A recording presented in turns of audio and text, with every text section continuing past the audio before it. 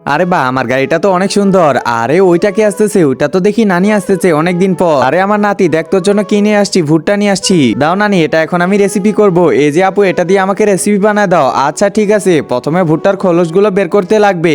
এই তো সব খোলস ফালানো হয়ে গেছে। এরপর গ্যাসটা চালু করে দিব এবং ভুট্টাটা হালকা হালকা করে পুরাতে লাগবে। রিমা আমাকে দে, আমি পুরাচ্ছি। আচ্ছা মা ঠিক আছে। এই তো আর একটু হলেও পুরা হয়ে গেছে। এবার এটার মধ্যে দিয়ে দিব লেবু এবং মরিচের গুঁড়া, লবণ। এই তো এগুলো ভালো করে এখানে মাখিয়ে দিব। পুরো ভুট্টাটার মধ্যে মাখাতে লাগবে। এই তো হয়ে গেছে। এরপর ভুট্টাটাকে ভালো করে কাটতে লাগবে। এই তো কাটাও হয়ে গেছে।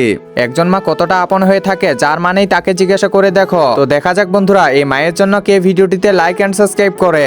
আর যারা মাকে ভালোবাসো না, তারা ভিডিওটি থেকে দূরে থাকো। এই তো রেডি হয়ে গেছে। এখন তাড়াতাড়ি সবাই খেয়ে দেখো কেমন হয়েছে। আরে এটা তো খুবই স্বাদ করতেছে। হ্যাঁ রে রিমি, আরে ওইটাকে দেখে আসে, ওটা তো দেখি নানি। আরে এটা আমি রেখে দিই, তাড়াতাড়ি নানির জন্য একটা নিয়ে যাই। এ নানি, এর জন্য। আরে আমার নাতি, তুই অনেক ভালো। বন্ধুরা, কার কার নানি বেঁচে আছে অবশ্যই কমেন্টে জানাও।